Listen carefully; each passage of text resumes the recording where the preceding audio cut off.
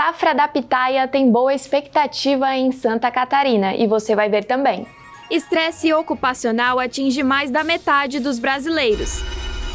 Peso da mochila pode prejudicar o desenvolvimento das crianças. E os cuidados com a saúde durante as ondas de calor. Essas e outras notícias você confere a partir de agora no Informe Região.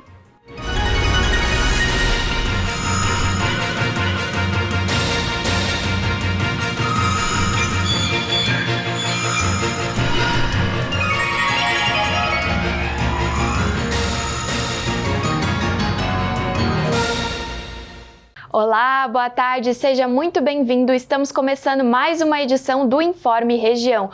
Hoje é segunda-feira, dia 12 de fevereiro de 2024. Para alguns é um dia de trabalho normal, para outros já é véspera de feriado.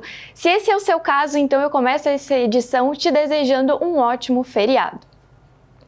E uma pesquisa apontou que mais de 65% dos trabalhadores sentem que são influenciados na sua produtividade por conta do estresse.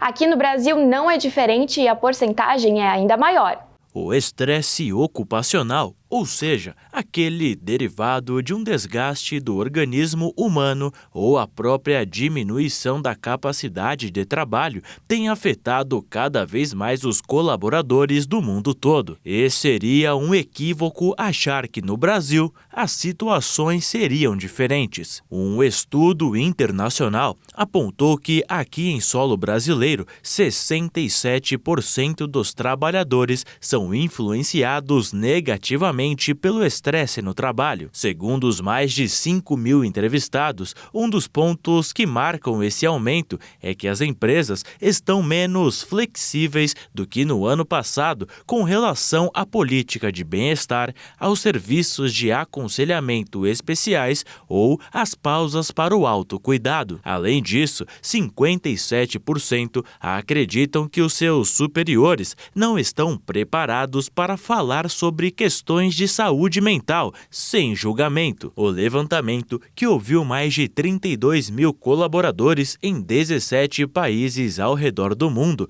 mostrou que a quantidade de trabalhadores que se sentem apoiados pelos gestores em relação à saúde mental caiu de 70% em 2022 para 64% neste ano. Mas a pesquisa não tem só lados negativos. No geral, o sentimento de satisfação dos colaboradores com o seu emprego atual e o otimismo para os próximos 5 anos no local de trabalho permanecem altos. Isso porque 9 em cada 10 trabalhadores se dizem satisfeitos com seus empregos.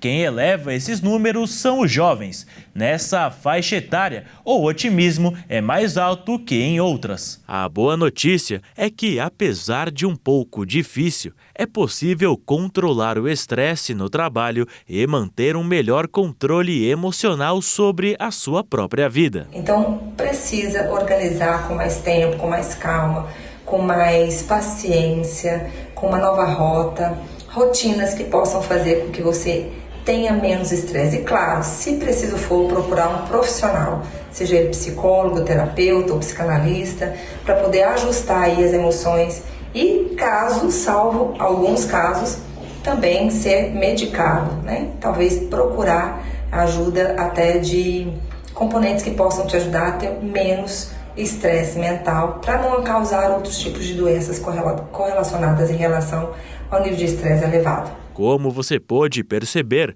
o estresse pode ser sutil, mas avassalador. No entanto, possui tratamento que pode ser adaptado à sua realidade. E lembre-se, aos primeiros sinais, procure ajuda. Tristeza, alegria e tédio. Para aumentar ou eliminar um sentimento como este, um laboratório criou um planner, que é um aplicativo que ajuda as pessoas, principalmente as crianças, a organizar as atividades e, ao mesmo tempo, medir as emoções. Na volta às aulas, muitos alunos apostam no uso de agenda ou planner para conseguir organizar o dia a dia. Os professores também costumam se planejar para anotar as tarefas, desde reuniões a horários de aulas em diferentes instituições. Porém, em meio a tantos compromissos, muitos esquecem de cuidar da saúde mental. durante a correria da rotina. De acordo com a Organização Mundial da Saúde, cerca de 10% da população mundial sofre com transtornos mentais, o que corresponderia aproximadamente a 720 milhões de pessoas. O Brasil é o país que lidera o ranking de ansiedade e depressão na América Latina, com quase 19 milhões de pessoas nessas condições. Por isso, o Laboratório Inteligência de Vida, o LIVE, Programa de Educação Socioambiental presente em mais de 600 escolas do Brasil, criou um planner um pouco diferente, que pode ser acessado em materiais.inteligenciadevida.com.br. No site, dá para se fazer o download e já começar a utilizar. O material fornece uma autoavaliação diária de emoções, com rotas para mudar o rumo quando for preciso e dicas para uma vida emocional mais saudável. Em apenas 2 semanas, mais de 1.200 pessoas já utilizaram o planner. E a expectativa do LIVE é que ultrapasse 6.000 com a volta às aulas. E por falar em volta às aulas, esse período reforça a necessidade de se atentar para o peso que as crianças carregam nas mochilas. Com o corpo em desenvolvimento, elas apresentam um risco maior de problemas relacionados ao excesso de peso nas costas, como uma dor crônica ou até mesmo um desgaste precoce. Livros, cadernos, lanches, esses utensílios utilizados no dia a dia pelas crianças e adolescentes nas escolas pode parecer inofensivo, mas dependendo do peso carregado, alguns problemas de saúde podem aparecer de maneira inesperada. Atualmente, o excesso de peso na mochila é a principal causa de dor entre essa faixa etária. Os especialistas dizem que cerca de 20% das crianças e 30% dos adolescentes têm dor nas costas, o que impacta na qualidade de vida e no desempenho escolar. Para compensar o peso da mochila, o aluno acaba jogando o corpo para frente, facilitando assim a cifose postural. De acordo com a Sociedade Brasileira de Ortopedia, a mochila não pode pesar mais do que 1 quilo quando vazia. Quando estiver cheia, o peso não pode ultrapassar 10% do peso da criança ou do adolescente. Isso porque o corpo em crescimento precisa se readaptar ao novo tamanho constantemente e, assim, exige maior esforço. Dessa forma, o excesso de peso impacta mais nas crianças que nos adultos, que possuem maior capacidade muscular e esquelética de absorção de carga. Entre os sinais de que seu filho tem a mochila pesada demais está a dificuldade ou a alteração na forma de andar e se abaixar quando a utiliza ou quando vai colocá-la. O principal sinal será sempre a manifestação de dor. Então, pais e mães, atenção para alguns sinais de alerta de excesso de peso. Os sintomas ocorrem quando a criança reclama de dores nas costas, mudanças fisiológicas nas curvaturas normais da coluna vertebral, alteração na forma de andar durante a utilização da mochila, aumento da pressão nos pés, o que pode ocasionar dor e incômodo, e uma modificação da frequência respiratória quando a criança caminha com a mochila. Então, algumas soluções básicas é ajustar bem a mochila nas costas da criança. O ideal é que elas sejam carregadas nos 2 ombros, estejam coladas ao corpo e ajustadas até a linha da cintura. E a seguir, estudo revela perigos do uso de remédio para TDAH sem prescrição.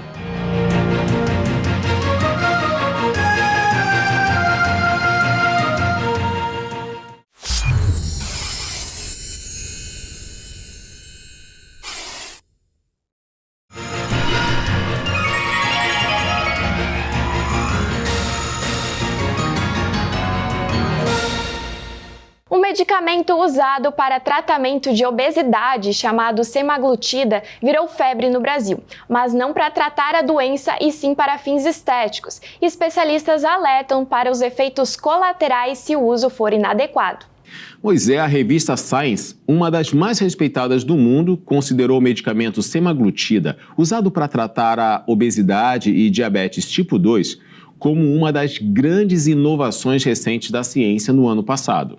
O remédio, que tem como formato de uma caneta e é aplicado na barriga, também passou a ser usado por pessoas que querem perder peso e, no Brasil, tornou-se o medicamento que mais movimentou dinheiro nas farmácias. A Novo Nordisk, a farmacêutica que inventou o medicamento, hoje é a empresa mais valiosa da Europa. De acordo com o presidente da Associação Brasileira para o Estudo da Obesidade, esse medicamento novo consegue, pela primeira vez, perder médias de peso acima de 15%, enquanto os mais antigos chegavam a 10%. Segundo a Associação de Indústria Farmacêutica de Pesquisa, no Brasil, em 2021, esse remédio foi o mais vendido. No entanto, a acessibilidade a essa descoberta da ciência é limitada para algumas pessoas devido ao custo elevado. Uma caneta vendida facilmente sem receita nas farmácias custa, em média, R$1.000. Um estudo de uma empresa global de serviço financeiro estimou que até 2035, 7% da população americana, que está entre as mais obesas do mundo, estarão usando a canetinha. E isso vai mudar significativamente o consumo. Diante disso, o remédio é considerado seguro, mas não há estudo apontando o risco que pessoas que querem perder pouco peso.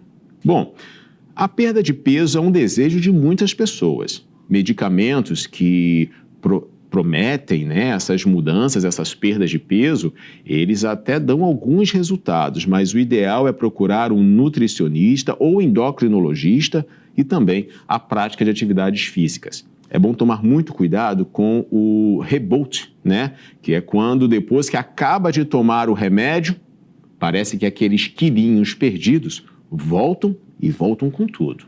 E falando em remédio, um outro estudo revelou o risco do uso indiscriminado de um medicamento para tratamento de TDAH por pessoas sem o diagnóstico do transtorno.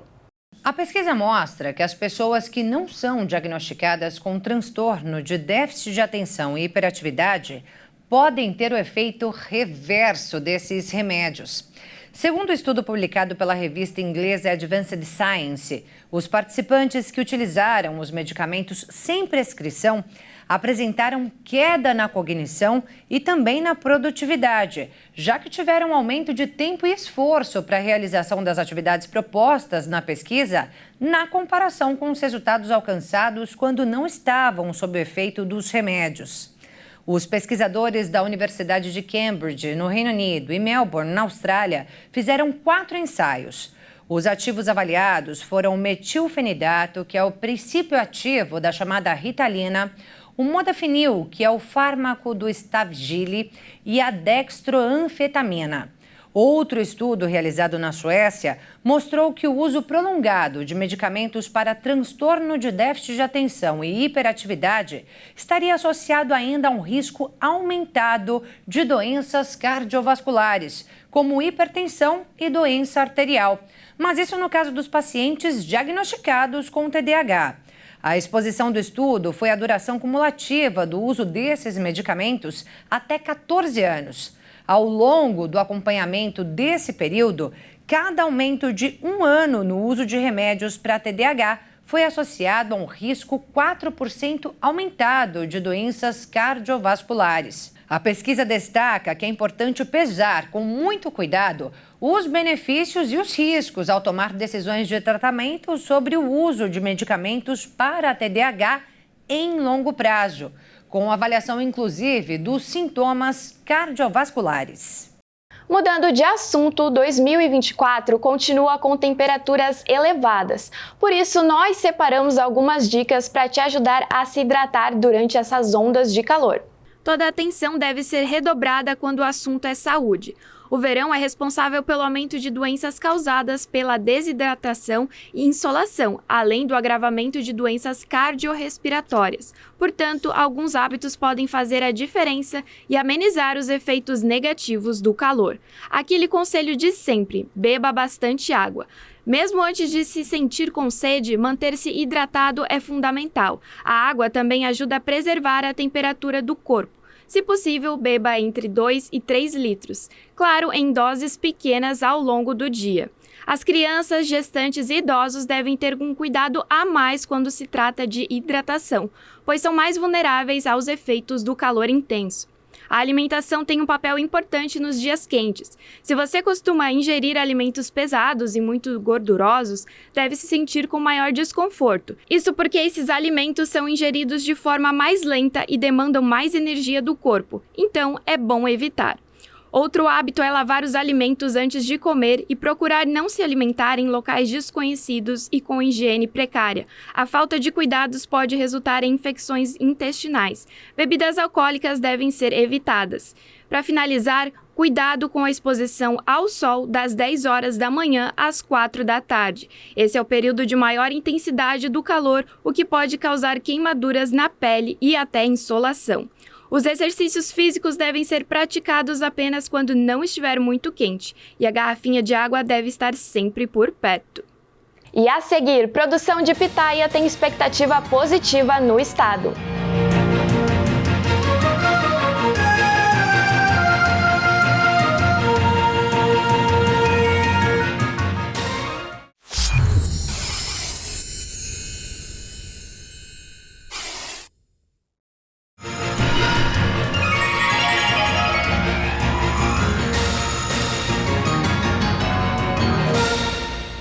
A produção de pitaia cresce a cada ano em Santa Catarina e 90% das áreas de cultivo estão concentradas aqui no sul do estado.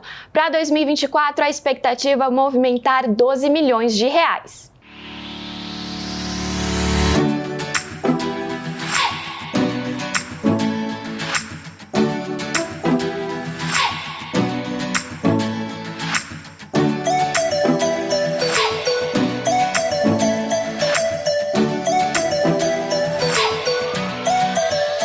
Uma fruta exótica, típica do verão, com sabor suave e adocicado.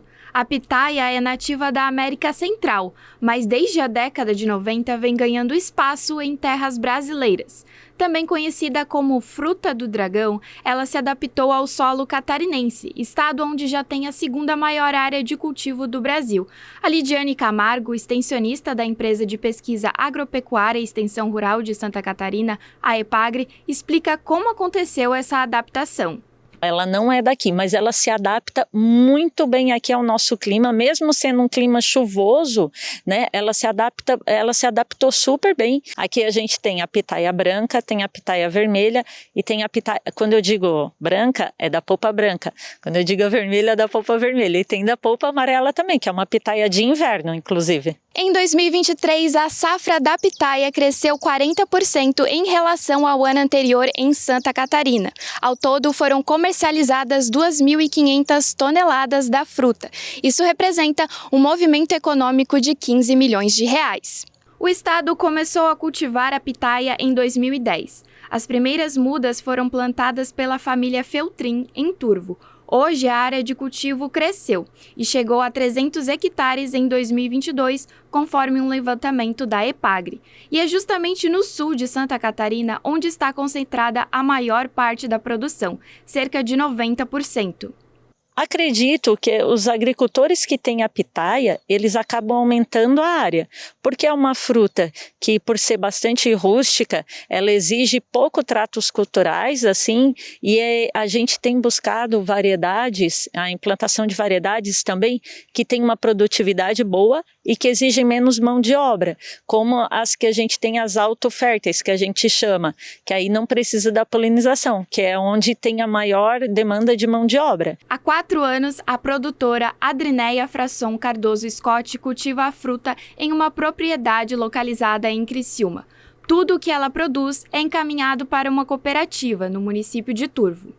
Começo foi o primo do meu marido que começou ele veio aqui em casa pra gente tocar, né? O terreno era vazio. Aí nós decidimos que ia tocar junto com ele, né? E começamos a tocar. Começamos a plantar. Eles demoraram um pouco para dar, mas agora já estão dando. Para este ano, só na propriedade de Adrinéia, a expectativa é vender aproximadamente 10 toneladas da fruta. A safra da pitaia vai de dezembro a abril, e conforme os pomares da região vão ficando adultos, a produção desta fruta tende a crescer cada vez mais. Final de janeiro, assim que a gente teve as primeiras frutas já para serem colhidas, assim. E a expectativa este ano, para Santa Catarina, ela é bastante grande, é bastante positiva, porque as nossas lavouras de pitaia, elas já estão com um certo tempo de instalação, né? Então, conforme aumenta o tempo, mais pitaia a gente tem. A expectativa para esse ano é bastante positiva.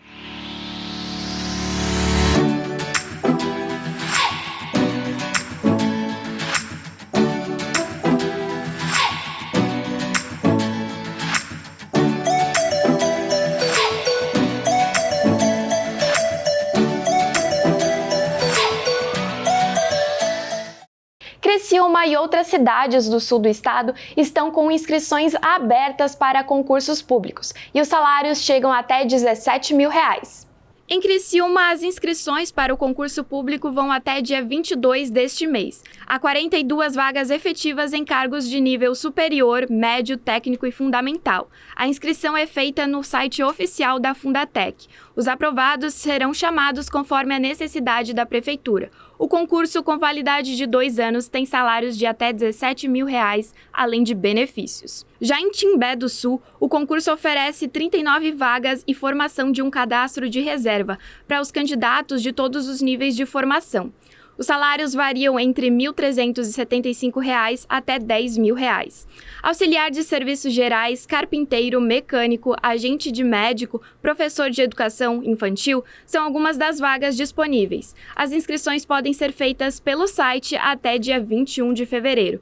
As taxas de inscrição variam entre R$ 80 a R$ 150.